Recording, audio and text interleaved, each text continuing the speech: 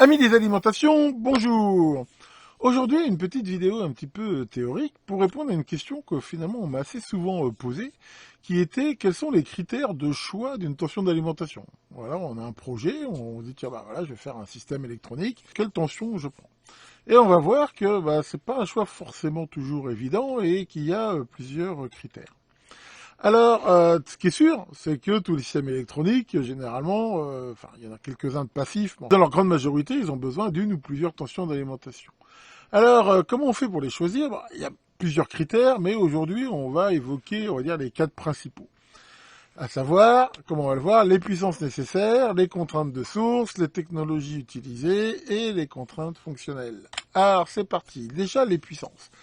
Je rappelle que les systèmes électroniques, donc ils consomment de l'énergie, une énergie électrique, parfois même la transforment, c'est-à-dire qu'ils en consomment eux-mêmes et ils en refournissent une transformée, ça va être le cas d'une alimentation justement, par exemple, un convertisseur, un truc comme ça. L'énergie, je vous en avais déjà parlé dans une vidéo, ça s'exprime en joules, et elle correspond en fait à une puissance pendant un temps donné. Mais la puissance instantanée, ça s'exprime en watts. Et en électronique, la puissance dissipée dans une charge, c'est le produit de sa tension aux bornes en volts multiplié par le courant qui la traverse. Voilà, en gros, c'est pas le but de la vidéo de rappeler ça. Mais ce qu'il faut retenir ici, c'est que donc la même puissance, on peut l'exprimer avec des combinaisons de tension et de courant différentes. On voit bien que 10 watts, ça peut être 10 volts, 1 ampère, ça peut être 1 volt, 10 ampères. Donc on va dire l'énergie est la même, la puissance est la même. Donc qu'est-ce qu'on fait? On prend 10 volts ou on prend 1 volt? Alors, la réponse, en gros, à cette question, c'est que très souvent, si on n'a pas d'autres contraintes, 10 volts, c'est le meilleur choix. Et pourquoi? Simplement à cause de la loi d'Ohm. En effet, je rappelle que dans toutes les connexions électriques, il y a forcément une résistance qui est non nulle.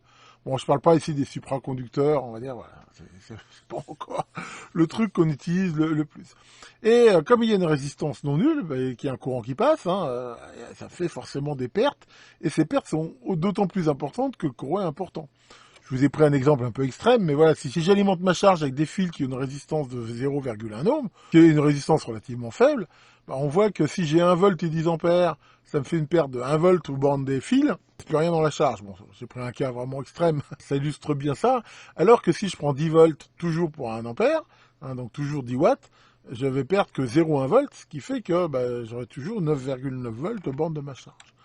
Ça explique pourquoi, dans plein de systèmes, on a des tensions assez élevées.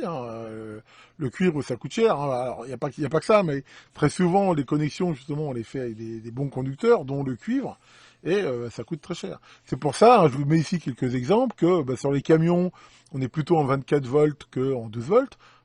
Parce que les fils sont plus longs, il faut aller jusqu'au bout de la remorque, les courants aussi éventuellement plus forts.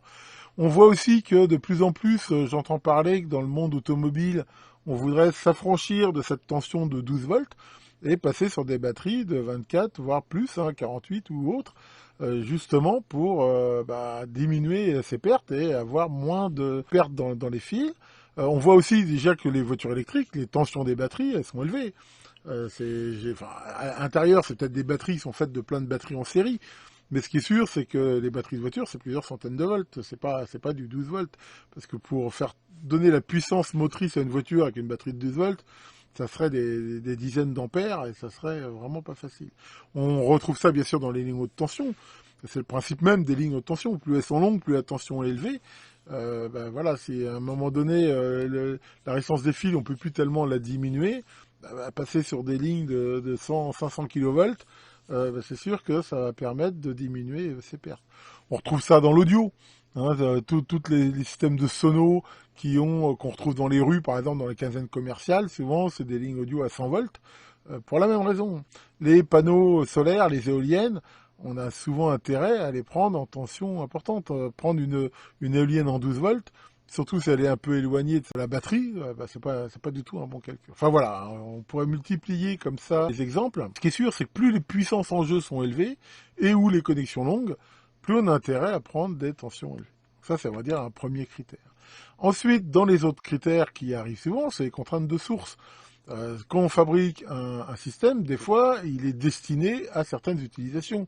Typiquement, surtout quand on va faire des embarqués. Actuellement, si je veux faire quelque chose qui marche sur ma voiture, 12 volts, ça sera quand même la source de tension que j'aurai à la base. Ou si je veux faire une extension pour un truc Arduino qui est déjà en 3,3 volts ou en 5 volts, ça risque quand même d'imposer mon choix. En avion, c'est 28 volts continu, 115 volts 400 Hz, si je me rappelle bien. Après, pour les trucs autonomes, il y a la tension des batteries, des piles, ainsi de suite. Il peut aussi y avoir la taille physique qui peut jouer. Enfin voilà, donc ça, c'est vraiment des contraintes. Et alors bien sûr, ça dépend énormément du système que l'on fait, mais souvent, pas du tout. Moi, j'ai eu à concevoir des systèmes où de toute façon, on me disait la lime, c'est du 12 volts, et tu te démerdes avec ça. Donc ça règle le problème. Ensuite, il y a aussi les technos utilisés. Tout le monde se rappelle que la bonne vieille TTL, c'est 5 volts. Ça veut dire que si je décide d'utiliser cette technologie-là, de toute façon, il faudra aussi du 5 volts. Alors, si j'en ai pas, il faudra peut-être que je le dérive d'autre chose. Mais voilà, c'est 5 volts. Si je veux faire du CMOS 4000, c'est de 3 à 15. Les microcontrôleurs, généralement, on voit les petits Arduino, c'est 5 volts ou 3,3 volts. Donc là encore, ça peut tout à fait être une contrainte de faire que la technologie, impose sa loi. Et derrière, il y a les contraintes fonctionnelles. Et ça, c'est pareil, c'est le cahier des charges du projet qui va pouvoir faire des choses comme ça. Je donne des exemples ici. Si je veux faire un ampli BF de 20 watts sur 4 ohms, on s'aperçoit que je suis obligé d'avoir au moins une tension de 9 volts pour avoir cette puissance-là, mais en plus, souvent, il y a des pertes, c'est pas du ray-to-ray et tout ça, donc il faudra du 12 volts.